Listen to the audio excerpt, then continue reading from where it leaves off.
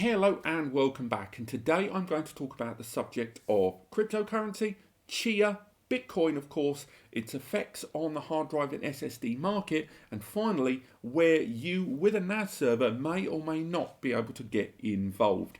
Bear in mind this video is going to be in chewable, friendly, easy English. It's not going to be a technical video. This is designed for people who have got basically no understanding of cryptocurrency, Bitcoin, Chia and all these things, and basically just want to know just what the hell is going on right now. Why are hard drives and SSD becoming more expensive, and why is this word Chia getting thrown around so much? So this is going to be a nice, chewable, easy, friendly video, but if you do want technical, this may not be the video for you. So let's get straight into it. What is Bitcoin, Chia and cryptocurrency in general? They are alternatives to traditional banking. That is the process where all the records and information of transactions are stored between banks, and then they communicate so money can be exchanged between places. But unfortunately, there's a lot of people that have grown weary of that system, and the idea that how much money is worth to different currencies, different banks, transferring money, it became very convoluted and abused in many ways. So the alternative of cryptocurrency was approached. This idea of decentralizing financial handling away from banks into a far more even level playing field. Now, cryptocurrency is formed across something known as blockchain. Blockchain is multiple servers dotted all the way around the world that are all holding the same records. This is the ledger of every transaction that's happened within, let's take for example the big one, Bitcoin there. Now in Bitcoin, what happens is all of these systems, all of these computers, all of these servers are all trying to work out an equation. The ledger is kept, the ledger is passed along and is hidden within, is hidden behind this equation. And the idea is all of these servers are trying to work out this mathematical equation to get, or either in groups or individual systems trying to crack this equation. And the PC or server or whatever system that cracks the equation basically wins a few Bitcoin. It wins some money, which then is going, there's my profit. And then the ledger is then updated, and therefore the whole thing starts again. And this happens all over the world with all these different servers. They're all trying to crack this equation, and when they crack it, they get paid some Bitcoin, and then the whole thing goes over and over again.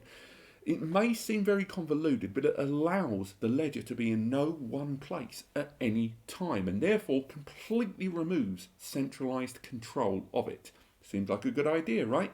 Well, it was at first. It even had fail-safes built in, such as the complexity of that particular puzzle that contains the ledger being harder depending on the more people that use it. So obviously, as lots and lots of people have jumped onto the Bitcoin bandwagon, the complexity of that equation has got harder to compensate. So it's not just a case of more people means easy money. On top of that, the whole equation itself that contains that ledger, the less people that were on board with it, the easier it got. So again, it was scaled accordingly to protect from things like inflation problems that have happened with currency conversions and different currencies being stronger or weaker than the other, a centralized currency.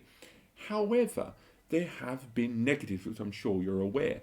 The idea of building a rig, a PC, a computer, a server that can work out and bombard potential solutions to that equation that is contained in that equation that protects that ledger, that record of all transactions, is being, has a huge impact environmentally. GPUs, dedicated processors and controllers, whole industries have now been redirected towards hardware and components that have been designed just to crack these equations. And once again, I know I'm focusing on Bitcoin, and there are lots of other cryptocurrencies out there, but that's basically it. That all of these system resources over the last few years, with graphics cards more than anyone else, have been rediverted towards this endeavor. Whole research teams, and its impact on the GPU market has been substantial, with graphics cards now being sold long before they ever reach the point of manufacture. Also, on top of that, the idea that lots of people who can't get hold of this hardware are now being forced to pay extortionate sums for it.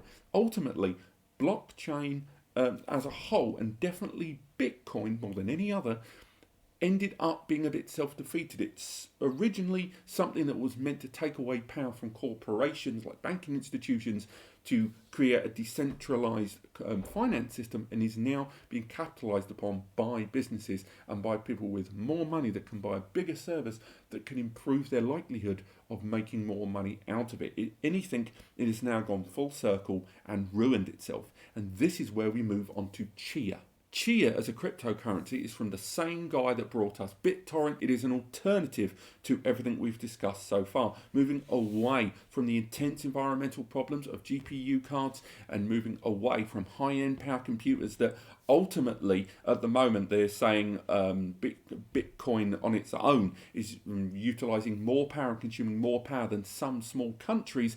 It's to move away from that kind of crypto mining and that kind of gearing through algorithms to mine it and get that money back. This is more geared towards storage, and this is where hard drives, SSD, and indeed NAS start to come in. The idea is that rather than all of this work being done by high-end CPUs and high-end graphics cards that are incredibly power hungry, they move towards hard drives and SSD. And hard drives and SSD, even if they are beefy in design and the way they look, they consume considerably less power than we have seen in graphics cards. If you look at most servers have comically small PSUs at 60 watt, 90 watt, 120 watt, in some 8 bays going all the way up to 200 watt. And you look at some of the Bitcoin mining machines, those have got multiple PSUs in the thousands and are drawing full watts from that. It is insane. So the other reason for Chia being popular, notwithstanding the idea that it utilizes less power because it's using storage components like these rather than GPU, is because this cryptocurrency, it being very new, means there's not a lot of people doing it. And Bitcoin was lucrative at the start because fewer people were doing it, and therefore the algorithm to do the mining, work out the equation and get paid the Bitcoin was easier because less people were doing it. So everyone's trying to get onto Chia early doors before the overall complexity of that algorithm increases in line with the number of people doing it, as we've seen previously. And at the moment, lots of people over the world, and especially the East, where a lot of this stuff is designed, and I'm saying the East there, you're watching it and it's over there, particularly the East, are buying up all these storage resources early doors so they can get a head start on this new cryptocurrency. Now, Chia, just like Bitcoin, is about getting the resolution to an equation on all of these dedicated systems that are fully populated with hard drives and or SSD. Now, most of these systems are producing answers in bulk. These plots or these selections of answers where one system every rotation has the right answer are going to be on for long lengths of time. But the difference between, again, these and traditional Bitcoin machines is about the power being consumed. But it's more than that. The result that is being generated by this new algorithm that is Chia is moved away from just traditional proof of work. Now, proof of work was the measurement by which the results were gauged. You had to show proof of work as the result to validate the transaction and validate what you were entering, producing in the mining. It's very hard to talk about this in an easy way without going too deep in the rabbit hole. Now, this newer system takes advantage of proof of space and proof of time. That is something in terms of capacity that we can do very well on. More recent hard drives are going up to 18 and 20 TB, being particularly impressive. But remember, that's just space. What about time? The speed of how your system is able to push through these transactions and submit these is another factor entirely. And this is what brings us in to the shortages on hard drives and SSD. Now, hard drives and SSD, even though there are shortages all over the place, they're not all affected. There are large groups of hard drives and SSDs that are not affected by this trend and buying pattern change in Chia. Now, looking at all this stuff here I have here on the table, it's worth highlighting that drives like this one, the Seagate Ironwolf Pro series drive at 14 TB, this is hugely desirable because not only has it got a dedicated 7200 RPM, but it's also got 14 terabytes of space. It's not going to challenge high-end SSD, such as the likes using NVMe or U2 that we'll talk about in a bit, but it facilitates the storage space, and when used en masse in the right RAID and large enough storage device, you are able to achieve that speed to facilitate the proof of time concept. Same goes for WD Gold series drives, WD Red Pro drives, and of course Seagate Exos drives. Drives that are less than about 8 TB are going to be less desirable because although that is a lot of storage, 8 TB is generally the tipping point between more enterprise level speeds and design internally. This is where we move into SSDs because SSDs, again, there are lots of SSDs out there. However, SATA SSDs, consumer grade, are less desirable for this. One, because they're not really designed to be used in groups in the same way a lot of these enterprise hard drives are, but also because of their wear and tear factors, otherwise known as data writes per day and terabytes written, are insufficient, and we'll get onto that in just a moment. But more modern SSDs, ones that use NVMe based technology or PCIe connectivity in the form of NVMe's like this one, or U2 drives which facilitate the performance speed of NVMe using PCIe, but U2 drives also have the capacity to bring to the table with storage capacities in the tens of terabytes in some cases. So if you're not looking at buying drives like that, once again, enterprise grade hard drives of above 8 to 10 TB at least, or SSDs in PCIe based connectivity or U2 or U3 PCIe, you should be absolutely fine because those drives outside of those parameters should be fine. It's only the top end stuff because they need to use huge capacity and huge performance either en masse or on individual drives in order to achieve the proof of speed and proof of time verification on this cryptocurrency mining in the case of Chia. Which leads us neatly into the barriers that have been faced by a cryptocurrency that utilizes just storage as its main utilized resource, also how the industry has got around that, and ultimately how NAS devices and hard drive vendors are either improved upon it or being affected by it. So first and foremost, it's that point about storage capacity and performance. Yes, of course, as mentioned, a lot of the higher storage capacities have been the ones that are the most hit in terms of shortages. But the ideal drive for something like this is a U.2 drive, the one that finds that middle ground, as mentioned, between storage capacity and overall performance. And we've already seen a lot of NAS vendors like QNAP introduce systems that have got U.2 storage.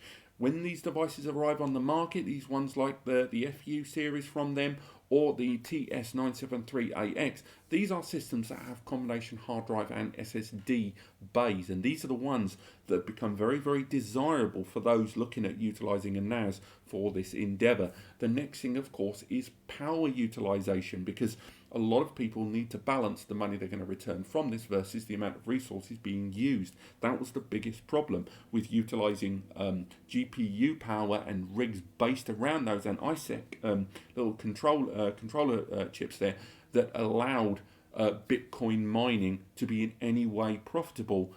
You have to balance and offset against the cost of utilities being used. In the case of a NAS, generally you will find that power utilization is much lower, even on a fully populated 8-bay such as this. And because of the ability to add more and more storage and to use upgrade cards that allow you to add even more storage resources in NVMe, even traditional SATA storage, these are things that people are seeing as the way around taking advantage of a NAS that may only have SATA bays for hard drives, but they want to take advantage again of U2 or traditional NVMe SSDs. Next, I want to talk a little bit more about the subject of endurance. I do think people are misunderstanding where endurance on hard drives and SSD crosses an unfortunate line with Chia mining as a whole. Now, most SSDs and hard drives arrive with two main parameters for this: terabytes written and data writes per day, TBW and DWPD. These two figures dictate just how much you can use a hard drive for per day to its full capacity, in other words, writing how much of the whole storage you can use, and the expected lifespan of a drive. Now, most of these enterprise level drives and SSDs arrive with a 5-year warranty, and everyone's like, cool, 5 years. That means if this drive knackers out on me in 5 years, I can get a brand new one. It's not that straightforward. If the controller details that the drive has been used in excess of that expected lifespan over that 5-year period, because it says this drive has a 0.3 data writes per day, that means for every 1 terabyte, it can write 333, give or take, gigabytes of storage per day. If it seems to exceed that consistently, then you are going to be using up that 5 years quotes worth of warranty a lot quicker. If you look into the terms and conditions of most hard drive and SSD manufacturers, you will find that warranty isn't just based on annual ownership, it's also based on utility over an expected lifespan. And that is especially true of SSDs. A lot of more modern SSDs, particularly ones with 3D TLC NAND or even MLC NAND, will arrive with data writes per day somewhere between 0.6 and 1.0 data writes per day. That means on a 1 TB drive at 1.0 data writes per day, you can write the full capacities available of storage per day onto that disk, overwriting right over the next. Now, the terabytes written figure will tell you just how much data this disk is supposed to withstand in its lifespan, which is very, very important, because if you're going to use SSDs for Chia mining, there's going to be a lot of battering of that storage, whether you use individual NVMe SSDs or U2s, or you use large storage drives in hard drive form in a large RAID array. And I think a lot of people are overlooking the fact that when they buy an SSD, they're either buying an SSD for this purpose with a low data write per day or terabytes written figure, or they are buying it and not factoring in just how much hammering and writing is going to happen to that disk, where it will wear away on the NAND and become useless, or that the warranty you're getting will not cover the full 5 years. It's incredibly important that you factor that in, and that's again the reason why more enterprise level disks, not just because of their warranty period, but mainly because of the data writes per day and terabytes written, that they are being considered. Which brings us very neatly into NAS. A lot of you have almost certainly watched this video because you've gone, I've got a NAS knocking around, it's not doing a lot, I could use it to make a bit of change. I get that, I get the compulsion, and I do have a video coming up in the next day or so. Eddie the Web Guy's filming it, where we're going to show you how to set up a Chia crypto miner on your NAS. We're going to be using a QNAP, and we're going to be using Container Station. Why are we using Container Station? Well, most NASs have their own proprietary software. Basically, you cannot flash, you can't get rid of it, and you have to run the miner from within the system using the container. A container is like a virtual sandbox environment where you're going to be running the Chia miner within it. You can't just wipe the NAS and to get a closer access to all of the hardware resources inside.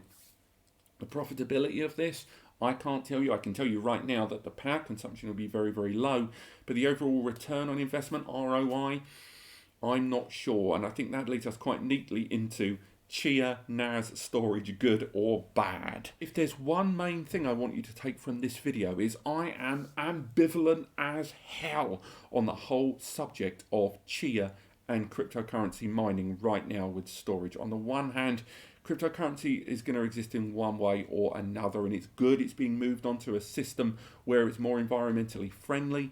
but how long is that going to last? And also, the shortages on hard drives and SSD is just the tipping point. The idea that a lot of these drives for people's large-scale data storage rigs, be they business or even slightly more entrepreneurial home users, the idea that they may have RAID arrays and they can't get a replacement drive in time and potentially destabilise their storage, they hopefully have a backup in place, but still nevertheless, the effect of this sort of thing on hardware shortages for most smaller groups who don't stand to benefit greatly from Chia crypto mining is pretty bad in my opinion. I'm not a big fan of that. Also, like Bitcoin, like most of these cryptocurrencies, they eventually become corporate. They almost invalidate themselves. And although there seems to be noble ideas somewhere behind all of this, it has to be said that much like Bitcoin when it started in a slightly noble FU to the man in the bank system, it eventually became that companies would flesh out their entire basement with rack after rack of mining rig,